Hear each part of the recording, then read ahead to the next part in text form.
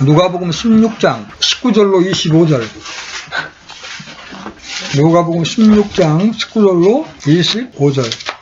같이 한 목소리로 낭독하겠습니다. 시작. 어떤 부자가 있었는데 그는 자주색 옷과 고운 아마포 옷을 입고 날마다 호화롭게 지내더라. 또 나사로라는 어떤 거지가 있었는데 그는 헌데 투성이로 부자의 대문에 누워 부자의 상에서 떨어지는 부스러기로 배를 채우려 하더라.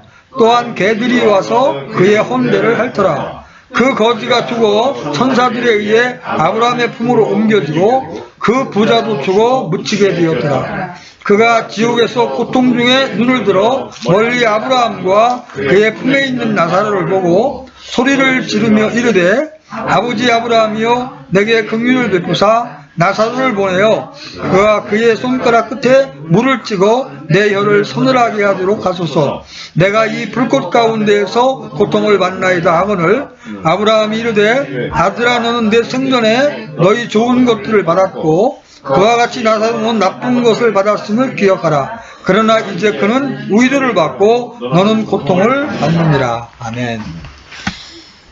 제가 이제 누가복음 전체를 부자와 나사로 이야기를 전체를 읽지 않고 25절까지만 끄는 이유가 있습니다. 이 말씀은 이제 지옥이 실제한다고 하는 사실을 우리에게 보여주는 거죠. 그 전에 제가 안식교에서 나오신 분들 사이트에서 논쟁을 하다가 그 사람들은 지옥이 없다고 이제 믿으니까요. 누가복음 16장을 예를 들어서 지옥에 대해서 이렇게 명백하게 하나님께서 선포하고 계시다고 이렇게 이야기를 하고, 그리고 그 지옥은 이 땅 실제 지구의 중심부 안에 있다고 말했더니 누가복음 16장 이 말씀을 이제 비유라는 거죠. 하나님의 말씀을 지켜야 될 것에 대한 비유이지 실제로 지옥이 있는 것이 아니다 이렇게 말씀을 하시더라고요. 아무리 여러 구절을 찾아서 변증을 해도 안 믿겠다고 작정한 사람은 어쩔 수가 없더라고요. 오늘 저는 이 부분을 지옥의 실존이나 구원과 연결시키지 않고 구원받은 신자에게 주시는 하나님의 교훈으로 좀 각색을 해서 말씀을 드리려고 합니다. 오늘 저는 여러분에게 곤혹스러운 질문을 드림으로 이 말씀을 시작하려고 합니다. 신자들이, 그리스도인들이 부와 빈, 즉 부유함과 궁핍함을 가능하는 척도로서 사용해야 하는 것이 무엇입니까? 어떤 사람이 부유한 자고 어떤 사람이 궁핍한 자입니까? 세상적으로 보면 이 질문에 대답하는 것은 조금 더 어렵지가 않습니다. 그렇죠? 왜냐하면 이 세상에서 빈부를 나누는 기준은 이의 없이 예외 없이 돈이기 때문에 그렇습니다. 돈이 있으면 부유한 거고 돈이 없으면 궁핍한 겁니다. 우리는 아프리카나 캄보디아 사람들을 부유하다고 말하지 않습니다. 그래도 미국이나 독일 정도는 되어야 부유한 나라라고 말합니다. 우리는 집 한 채 없이 사는 사람, 부채에 허덕이는 사람을 부유하다고 말하지 않습니다. 그래도 맨션에 에쿠스 정도를 몰고 매월 1,000만 원 정도의 소득이 있어야 한국에서는 부유하다고 생각을 합니다. 그러나 하나님의 시각에서는 누가 더 부유한 자일까요? 오늘 제가 여러분에게 드리는 도전은 바로 이것입니다. 성경은 이 질문에 대하여 분명한 해답을 제시해 줍니다. 오늘 우리가 읽은 본문은 우리에게 분명한 몇 가지 사실을 보여줍니다. 첫째, 여러분 읽은 누가복음을 잘 기억하십시오. 첫째, 이 본문은 이 땅에서의 삶이 전부가 아니라는 점을 보여줍니다. 그렇죠? 만약 이 땅에서의 삶이 끝이라면 가난한 가정에 태어나서 병약한 몸으로 죽을 때까지 살아야 했던 나사로와 같은 사람은 참 억울할 겁니다. 그렇지 않겠어요? 누구는 처음부터 부모의 덕을 받아서 아무런 어려움 없이 살다가 부자처럼 날마다 호화롭게 잔치를 하면서 살다 죽는 사람이 있는가 하면, 어떤 사람은 돈이 없어서 남의 집 쓰레기통을 뒤져서 허기를 채워야 하고, 몸에 병이 걸려서 종기로 질질 고름이 흐르니까 개들이 와서 핥아주는 그런 인생을 살았다고 한번 가정을 해보시오. 여러분, 세상적인 기준으로는 누구의 인생이 성공한 인생입니까? 부자의 인생이 성공한 인생이죠? 그렇죠? 돈도 많고 몸에 아무런 병도 없고 그런 사람이 성공한 인생일 것입니다. 여러분, 부자가 죽었을 때는 그 장례식장이 어떻겠습니까? 미어 터지죠, 세상 말로. 제가 그 전에 회사를 다닐 때 감독하는 중앙부처에 국장 어머니가 돌아가셨을 때 회사를 대표해서 조문을 간 적이 있었어요. 대개 장례식장은 지하에 있잖아요. 얼마나 화환이 많이 들어왔는지 지하 1층을 꽉 채워서 돌리고 이게 계단을 넘어서서 장례식장을 또 한 바퀴 돌렸어요. 세상적인 눈으로 바라보면 얼마나 부럽습니까? 그죠? 참 성공한 인생입니다. 아마 부자가 죽었을 때도 그와 같았을 겁니다. 근데 이 거지 나사로가 죽었을 때는 어떻게 했어요? 남의 집에서 얻어먹고 아마 노숙자였을 것입니다. 그렇죠? 그가 죽었을 때는 그냥 시청 공무원이 쓰레기차에다 실어서 그냥 매립장에 갖다 버렸을지 아무도 몰라요. 그래서 우리 눈으로 보면 그 인생이 얼마나 비참한 인생입니까? 그런데 성경은 이 땅에서의 삶이 전부가 아니라는 것을 보여주고 있습니다. 본문이 보여주는 두 번째 교훈은 무엇입니까? 사람은 누구나 반드시 죽는다는 것입니다. 여러분이 애운 히브리서 9장 27절 한번 같이 읽어봅니다. 사람이 한번 죽는 것은 정해진 것이요 그 뒤에는 심판이 있다. 부자도 죽습니다. 거지 나사로도 죽었습니다. 아담 한 사람의 범죄로 인하여 죄가 세상에 들어왔고 그 죄로 인하여 사망이 전달된 겁니다. 비록 장례식의 화려함에 있어서는 현격한 차이가 있겠지만 둘 다 이 세상을 떠났습니다. 둘 다 죽었습니다.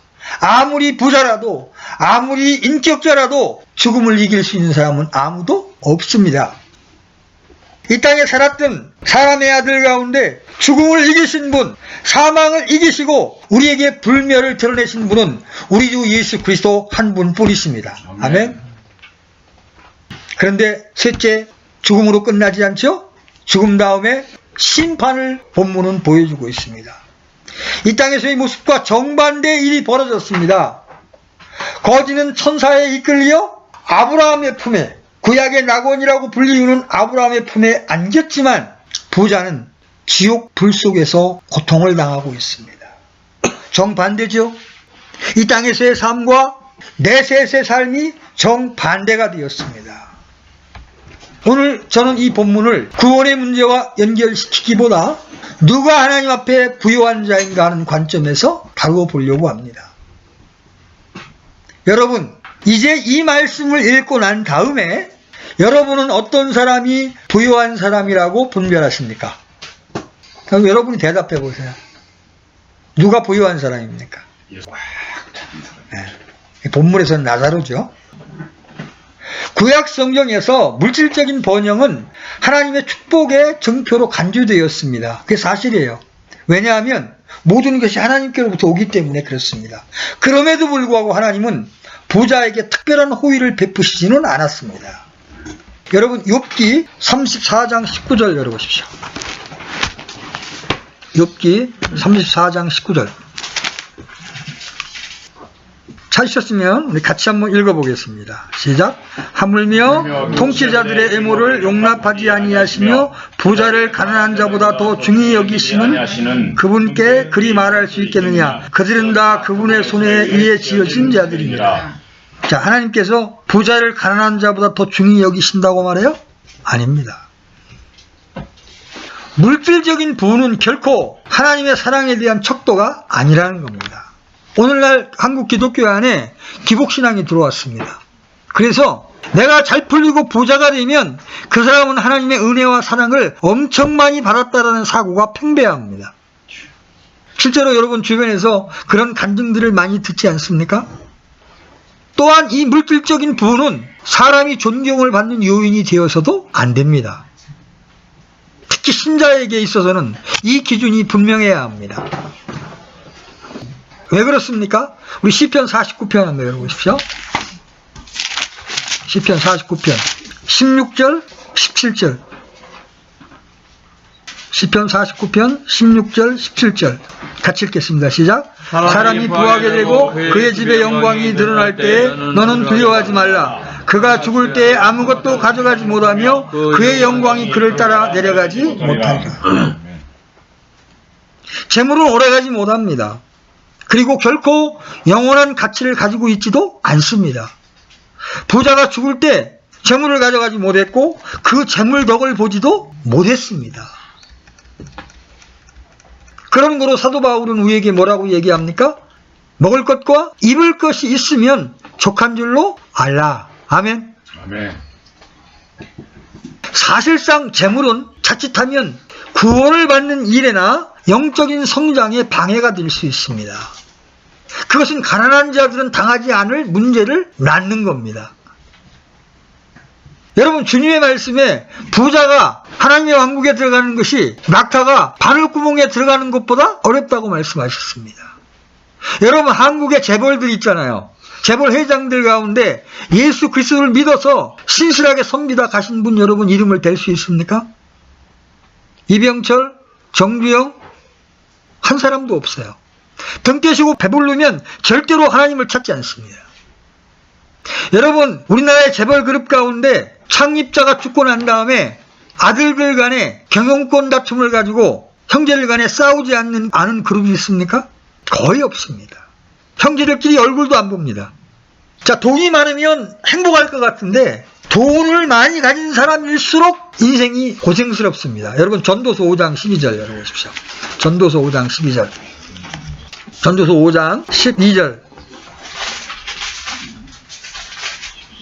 같이 읽습니다. 시작. 적게 먹든지 많이 먹든지 잠을 달게 자거니와 부자는 풍요로움으로 잠들지 못하리로다.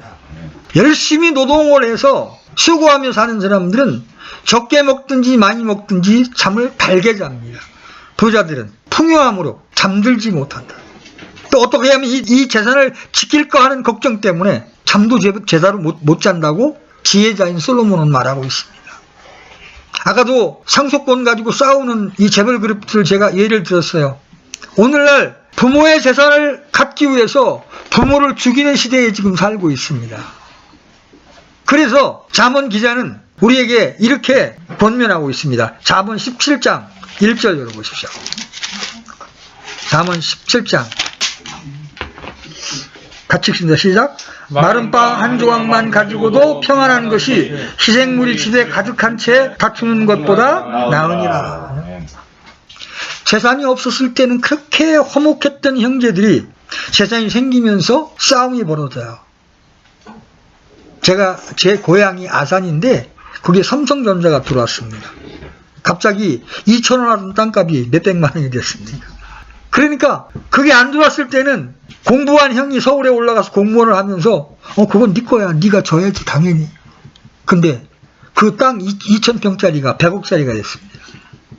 근데 형이 욕심이 나겠어요? 안 나겠어요? 나랑 반 나누자.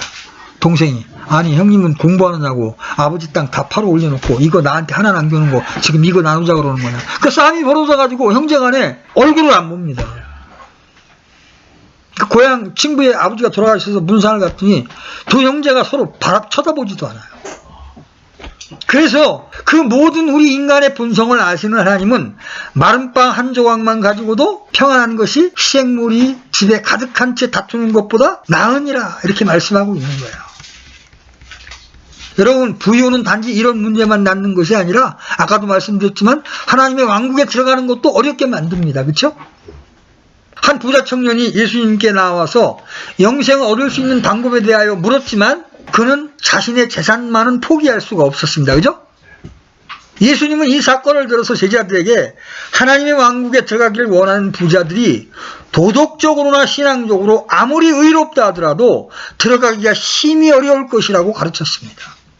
마태는 제자들이 이 말씀을 듣고 이같이 정직한 청년이 천국에 들어갈 수 없다면 과연 누가 구원받을 것인가 하고 심히 놀랬다고 기록하고 있습니다. 이처럼 번영이 때로는 우리 신앙의 걸림돌이 될 수 있습니다. 여러분, 이 번영은 이스라엘의 역사에서 종종 배교의 원인이 되었습니다. 재물을 얻었을 때 하나님을 배반했던 이스라엘 백성을 향한 주님의 분노가 호세아서에 기록되어 있습니다. 여러분, 호세아서 13장 4절 열어보십시오. 호세아서 13장 4절.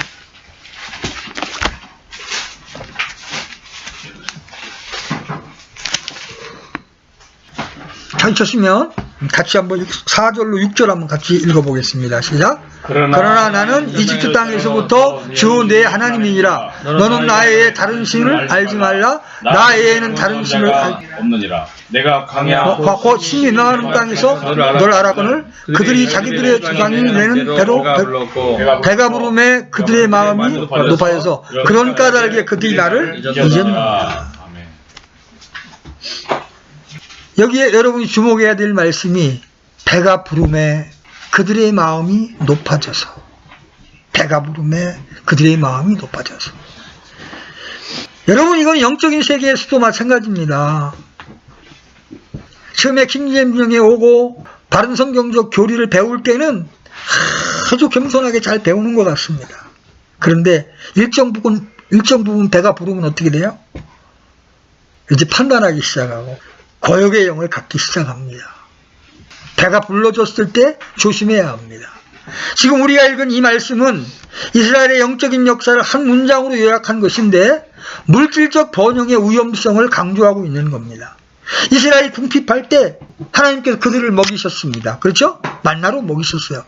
그러나 배가 부르게 되자 곧 하나님께서 주신 복을 당연한 것으로 여겼습니다.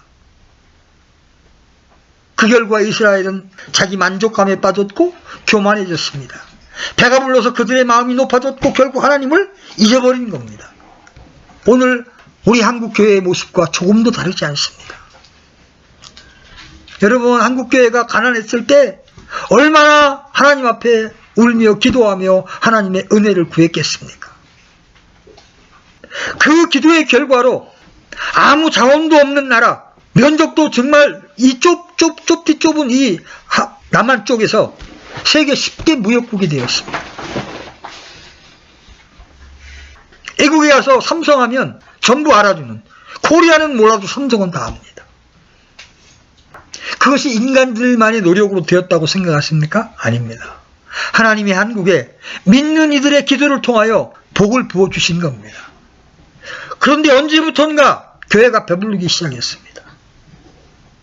영혼을 관심하기보다 사람들을 끌어모아서 군중들을 지배하고 군림하기 시작했습니다. 의리의리한 교회를 짓는 일에 물질을 낭비하고 있습니다. 바깥에 있는 구원받지 못한 신자들에게 복음을 전하지 않는 것은 물론이거니와 교회 안에 들어온 회심하지 않은 사람들에게조차 복음을 전하지 않는 그런 배부름 가운데 있습니다. 이것은 두려운 일입니다. 그래서 잠언 30장을 기록한 아굴은 이렇게 간구합니다. 여러분, 잠언 30장 8절로 9절 보십시오.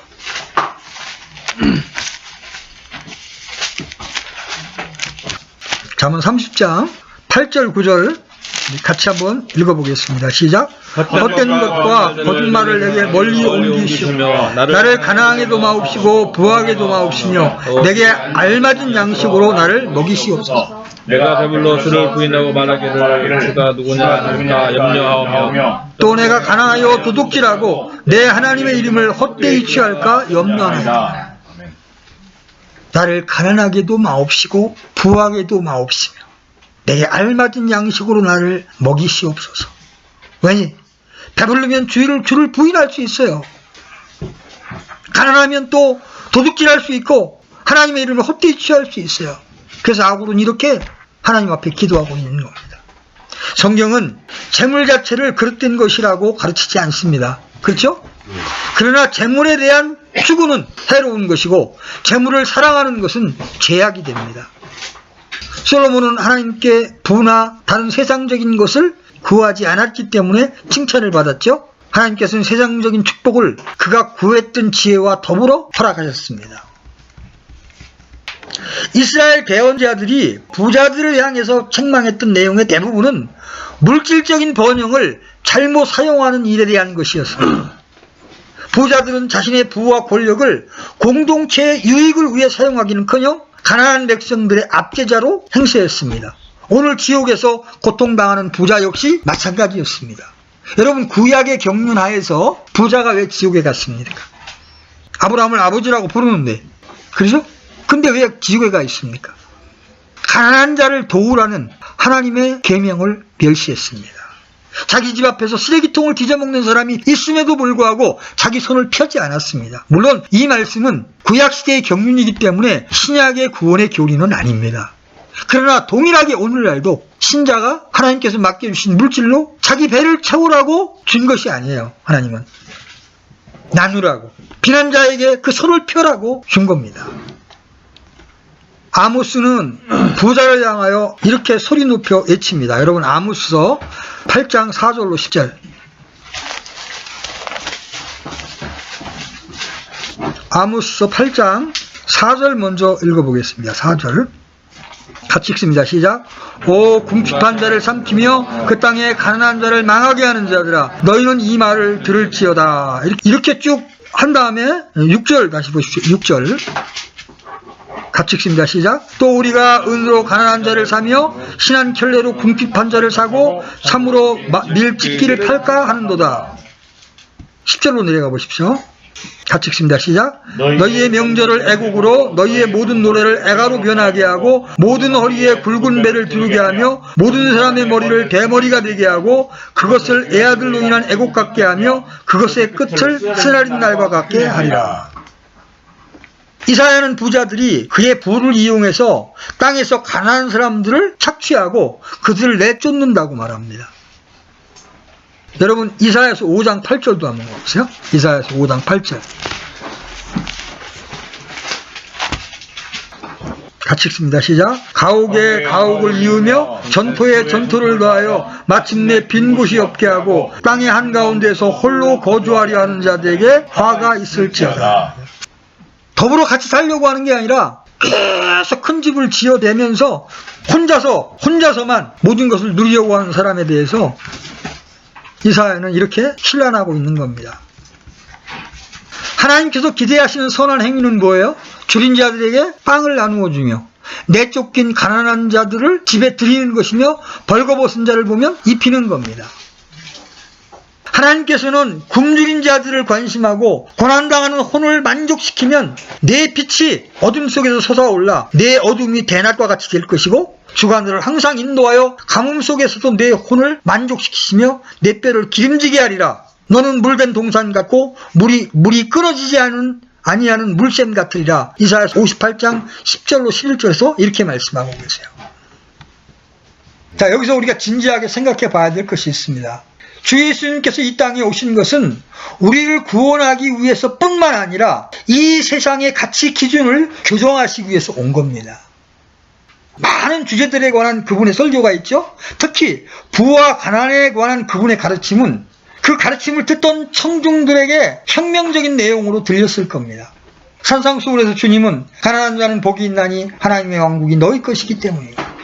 그러나 부유한 너희에게 화가 있을지어다. 너희는 이미 너희 위로를 받았느니라. 이 말씀은 물질적인 가치보다 영적인 가치를 추구하도록 했던 주님의 가르침의 전조였습니다.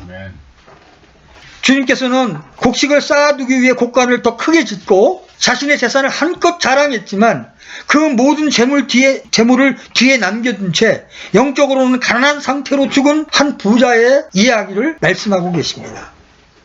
이 비유를 통해 예수님은 세상적인 것들을 의지하는 일이 얼마나 어리석은가를 보여줍니다. 하나님께서는 많든지 적든지 우리가 자기 소유를 어떻게 사용하느냐에 더 큰 관심을 가지십니다. 그래서 예수님께서 하나님에 대한 사랑 때문에 자신이 가진 모든 것을 성전의 연복에 넣었던 과부를 칭찬하셨습니다. 그렇죠? 주님은 우리에게 모든 것을 주시는 분이요, 우리는 주님의 재산을 관리하는 청지기입니다. 그러므로 우리는 주님께서 맡기신 부를 올바르게 사용해야 할 의무가 있습니다. 오늘 주님께서는 죽어서 지옥에 간 가난한 부자와 죽어서 아브라함의 품에 안긴 나사로라는 부요한 가난뱅이에 대한 실화를 들려주고 계십니다. 여러분, 부요한 가난뱅이라는 표현을 주목하십시오. 물질적으로는 가난했지만 그는 하나님이 받으실 만한 부요한 자였습니다. 부자는 살아생전에 좋은 것을 받았지만 나사로는 부자의 대문에 누워 부자의 상에서 떨어지는 것으로 줄인 배를 채우려 했던 그런 사람이었습니다. 그런데 이 두 사람의 위치가 정반대로 바뀌었습니다. 예수님의 말씀이 보여주는 것은 세상에서의 불평등이 내세에서는 시정된다는 겁니다. 여러분이 믿음으로 산다면, 여러분이 그분께 순종하는 삶을 산다면, 이 땅에서 여러분이 아무리 가난했다 할지라도, 여러분이 아무리 배우지 못했다 할지라도 그것이 아무 문제가 되지 않고 하나님 품에 안길 수 있는 자가 된다는 것이죠. 주님은 너희는 너희 자신을 위해 보물을 땅에 쌓아두지 말라. 거기서는 좀과 녹이 부패하지 아니하며 거기서는 도둑들이 뚫지도 훔치지도 못하느니라. 너의 보물이 있는 곳 곧 거기에 너희 마음도 있으리라. 마태복음 6장에서 이렇게 권고하십니다. 여러분, 하나님 앞에 드리는 일과 가난한 자들에게 돕는 일에 여러분 인색하지 마시기 바랍니다. 우리는 이렇게 이야기할 수 있습니다. 저 먹기 살기도 바쁜데요. 그러나 신약 성도들을 보면, 초대교회를 보면 궁핍한 가운데 최선을 다해서 연보를 드렸습니다. 예루살렘 교회가 어렵다는 소식을 바울에게서 들었을 때 바울은 그 모습을 보고 이것이 하나님께서 받으실 만한 희생이라고 말씀하셨습니다. 성경은 땅에 속한 재물을 우리가 책임져야 할 부담되는 대상으로, 그리고 심지어 위험한 것으로 간주합니다. 재물은 하나님을 잊어버리도록 우리를 부추길 수 있습니다. 우리는 결코 만족하지 않고 더욱더 많은 것을 원하며 탐욕스러워집니다. 야, 1000만 원만 있으면 좋겠다. 1000만 원이 생겨보십시오. 아, 1억이 있었으면 좋겠다. 그죠? 인간의 탐욕은 끝이 없습니다. 부는 마약처럼 중독성이 있습니다. 점점 더 많은 부를 갈망하게 되면 마침내 부가 우리의 삶 전체를 지배하게 돼서 영적인 것과 심지어는 사랑과 가정의 가치조차 무시하게 됩니다. 부에 대한 추구는 암처럼 사람의 영혼을 좀먹으려 마치 육체의 암이 제때 치료하지 않으면 육체적인 죽음에 이르는 것 같이 결국 영적인 죽음을 초래하게 만듭니다. 그러면 여기부터가 이제 결론입니다. 그러면 우리가 간절히 추구해야 할 부는 무엇입니까? 바울은 디모데에게 다음과 같이 말했습니다. 우리 디모데전서 6장 17절로 19절 열어보십시오. 디모데전서 6장 17절로 19절 17절로 19절 같이 읽겠습니다. 시작. 이 세상에서 부유한 자들에게 명하여 그들이 마음을 높이지 말고 확실치 않은 재물을 신뢰하지도 말며 오직 살아계신 하나님 곧 우리에게 모든 것을 풍성히 주사 누리게 하시는 분을 신뢰하게 하고 또 선을 행하게 하며 선한 일들에 부여하고 베풀기를 좋아하며 기꺼이 나누어 주게 하라. 또 다가올 때를 대비하여 자기를 위해 좋은 기초를 쌓게 할지니 이것은 그들이 영원한 생명을 붙들게 하려 함이라. 아멘. 여기 계신 분들은 쌓아놓을 부가 없는 분들이기 때문에 오히려 하나님 편에서는 행복한 자들입니다. 그래서 할 수 있으면 우리가 베풀기를 좋아하고 기꺼이 나누어주는 겁니다. 야고보 사도는 여기에서 한 걸음 더 나아가 부자들과 압제자들에게 다음과 같이 엄하게 경고합니다. 여러분 야고보서로 넘어가셔서 야고보서 5장 1절로 4절을 보십시오. 야고보서 5장 1절로 4절 같이 읽습니다. 시작. 자, 이제 너희 부자들아 너희에게 이 말 너희의 비참한 일들로 인하여 슬피 울며 울부짖으리라. 너희의 재물은 썩었고 너희의 옷은 좀 먹었으며 너희의 금과 은은 부식되었으니 그것들의 녹이 너희를 대적하는 증인이 되고 불같이 너희 살을 먹으리라. 너희가 마지막 날들을 위하여 재물을 함께 모아 쌓았도다. 보라, 내가 너희 밭에서 곡식을 거둔 품꾼들의 품삯 곧 너희가 사기쳐서 숨겨둔 품삯이 소리를 지르며 곡식을 거둔 자들의 울부짖음이 만군의 주의 귀에 들어갔느니라. 자, 우리가 이 땅에서의 부요가 아님을 분명하게 말했습니다. 그러면 이제 우리가 추구해야 할 참된 부요는 무엇입니까? 바울은 하나님의 영적인 부요가 그리스도 예수님 안에서 우리에게 베푸신 친절 속에 담긴 지극히 풍성한 하나님의 은혜임을 알리려고 애를 썼습니다. 아멘. 여러분이 에베소 2장 7절을 보면 한번 열어보십시오. 에베소 2장 7절을 보면 하나님 우리에게 영적인 복을 주셨다. 우리에게 영적인 부요함을 주셨다고 말씀하시는데 그것이 무엇이냐면 바로 그분의 은혜입니다. 에베소 2장 7절 같이 읽습니다. 시작. 이것은 그분께서 그리스도 예수님을 통해 우리에게 베푸신 친절 속에 담긴 자신의 은혜의 지극히 풍성함을 다가오는 시대들 속에 보여주려 하십니다. 예수 그리스도 안에 있는 그 은혜의 지극히 풍성함을 여러분이 성경 말씀을 통해 발견하고 그분의 말씀에 순종하면서 체험적으로 알아가게 될 때 여러분은 부요한 자가 되는 것입니다. 또한 바울은 끊임없이 인간에게 계시된 하나님의 지혜와 지식의 부요함에 대해서 말했습니다. 그게 다 어디에 있다고 말했어요? 예수 그리스도 안에 있다. 그래서 내가 그분을 소유하면, 그분을 순종하면 그분의 지혜, 그분의 의, 그분의 거룩함, 그건 전부 내 것이 되는 것입니다. 바울은 특히 골로새서와 라오디게아 성도들로 하여금 깨달음에서 오는 충만한 확신의 모든 부요함에 이르러 하나님의 신비이며 그 안에 지혜와 지식의 모든 보화가 감추어 있는 그리스도를 제시하고 그분을 누리고 소유하기를 원했습니다.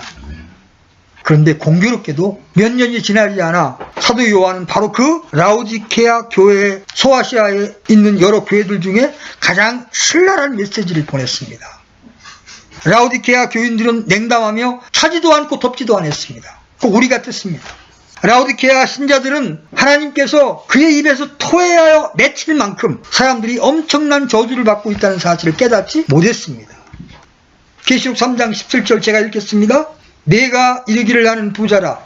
내가 재산을 불렸으니 아무것도 부족한 것이 없더라. 오늘날 대형교회의 모습이 그렇죠? 돈이 넘쳐납니다. 이렇게 말하면서 내 비참한 것과 가련한 것과 가난한 것과 눈먼 것과 벌거벗은 수치를 드러내지 말며 또 내 눈에 안약을 발라 볼지니라. 주님은 그들에게 책망하시고 징계하시고 그들이 미지근한 신앙생활을 회개하고 가난하고 눈멀고 벌거벗은 영적 상태를 돌이키기를 원하신다고 말씀하십니다. 우리가 지금 이 말씀에 귀를 기울여야 합니다. 우리가 얼마나 미지근합니까?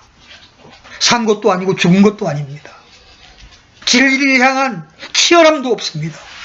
영혼 구령을 향한 열심도 없습니다. 모든 것이 나의 삶의 가장 뒤에 순위로 밀려 있습니다. 우리는 라오디게아 교회가 로마 제국이 그들을 박해하기 전에 그 경고를 주의 깊게 받아들였는지 여부를 우리는 알지 못합니다. 그러나 분명히 알 수 있는 것은 현재 라오디게아에는 교회가 없다는 겁니다. 실제로 요한이 성령의 감동을 받아 긴급한 경고를 보낸 소아시아의 7교회 중 현존하는 교회는 하나도 없다는 겁니다.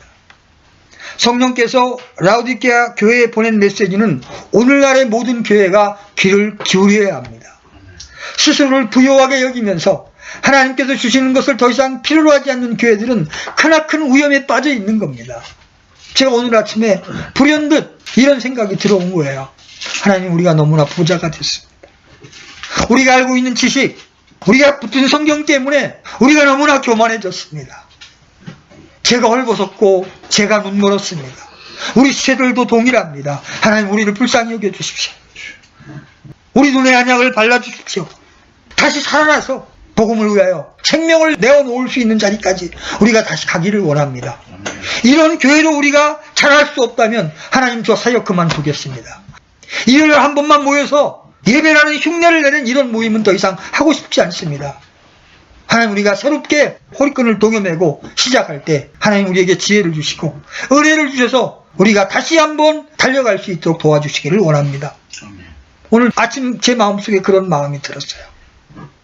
라오디게아 교회와는 반대로 당시 핍박과 궁핍으로 고난을 당하고 있던 서머나 교회에 보낸 메시지는 너무나도 큰 격려의 말씀이에요. 여러분, 계시록 2장 8절로 11절 열어보십시오. 난 그래서 오늘 한국에 오히려 핍박이 왔으면 좋겠어요. 북한을 통해서든 경제적인 불황을 통해서든 한국 교회 안에 핍박과 어려움이 와서 정말 주님만을 신뢰하고 주님만을 구하는 그런 풍토가 되었으면 좋겠다는 마음이 오히려 저는 지금 들고 있어요. 너무나 우리가 부유합니다. 영적으로도 너무나 부유합니다. 유튜브 틀면 수많은 설교들이 쏟아져 나옵니다.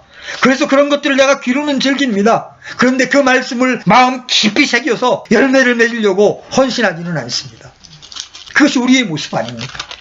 계시록 2장 8절로 11절 같이 읽어보겠습니다. 시작. 소모나에 있는 교회의 천사에게 쓰라. 처음이요 마지막인 이가 곧 전에 죽었다가 지금 살아있는 이가 이것을 말하노라. 내가 네 행위와 환난과 궁핍을 알며 그러나 내가 부요하도다. 또 스스로 유대인이라 하나 유대인이 아니요 사탕에 해당인 자들이 신성모독을 아노라. 내가 장차 당할 그것들 중에 어떤 것도 두려워하지 말라. 보라, 마귀가 너희 중에서 몇 사람을 감옥에 던져 넣어 너희를 시험하리니 너희가 열흘 동안 환난을 당하리라. 너는 죽기까지 신실하라. 그리하면 내가 생명의 관을 내게 주리라. 여러분, 그들은 환난을 당하고 있습니다. 그들은 경제적으로도 궁핍합니다. 그런데 하나님은 그들에게 뭐라고 말씀하십니까? 그러나 너희는 부요하도다. 그러면서 10절에서 내가 장차 당할 그것들 중에 어떤 것도 두려워하지 말라. 여러분, 각오하시라고 제가 여러 번 말씀드립니다. 교회 시대의 끝 무렵은 초대교회처럼 그 어떤 환난과 핍박이 우리에게 닥칠지 모릅니다. 그런데 여러분이 평상시에 주님과 친밀한 교제 가운데 그분의 생명으로 살지 않으면 그 핍박 앞에 여러분 견딜 수 없게 되는 겁니다. 이 시간 여러분에게 간절히 당부합니다. 여러분의 신앙의 끈을 동여매십시오. 여러분 새로운 결단을 하십시오. 이제는 이렇게 살지 않겠노라고 정말 말씀을 가까이 하면서 주님과 기도로 교제하면서 복음을 전하며 살겠노라고 여러분 결단하셔야 합니다. 그렇지 않으면 여러분은 사대교회처럼 죽은 자요, 라오디케아처럼 주님이 토해내고 싶은 소모나 교회의 신자들은 하나님께서 그들과 함께 계셨기 때문에 그들이 직면한 문제들을 두려워할 필요가 없었습니다. 죽으면 죽으리라. 그들은 비록 세상의 부와 권력을 갖고 있지 않았지만 하나님의 시각에서는 부요한 자들이었습니다. 성령의 권능이 그들을 받쳐주고 있었습니다. 만약 그들이 죽기까지 신실했다면 생명의 면류관을 받게 될 것입니다. 그렇죠? 우리가 성령의 가르침이라는 빛으로 교회들을 바라본다면, 그리고 신자들을 바라본다면 누가 부유한 자일까요? 누가 가난한 자일까요? 이 세상의 기준으로 판단할 때와는 전혀 다르게 대답할 수가 있는 겁니다. 그렇죠? 부유한 자는 곧 가난한 자입니다. 가난한 자가 곧 부유한 자입니다. 하나님의 왕국의 가치는 이 세상의 가치를 완전히 뒤집습니다. 오늘 여러분에게 묻습니다. 여러분의 영적 가치 기준은 이 세상에 의해 더 영향을 받고 있습니까? 하나님의 말씀에 의해 더 영향을 받고 있습니까? 여러분은 주님을 만날 때를 대비해서 하나님의 얼굴을 구하고 주님의 제자로서의 삶을 살고 계십니까? 아니면 하루하루 시간을 낭비하면서 이 생에서의 쾌락에 몰두하고 계십니까? 예수 그리스도를 참되게 믿은 사람은 지옥에 던져지지 않을 것입니다. 그러나 구원받은 후에 내 마음대로 산 삶에 대하여 그리스도의 심판석 앞에서 손실을 당하게 될 것입니다. 여러분, 이 말씀을 믿으십니까? 아멘. 구원을 받되 불 가운데서 받는 것과 같은 구원을 받게 될 것입니다. 오늘 이 시간 제가 간절히 소망하는 것은 우리 모두가 이 땅에서 하나님 앞에 부요한 자들이 되는 것입니다. 제 말을 따라서 한번 하십시오. 이 땅에서 하나님 앞에 부요한 자들이 되기를 원합니다. 이것이 여러분의 결단이요, 여러분의 소망이 되기를 원합니다. 아멘.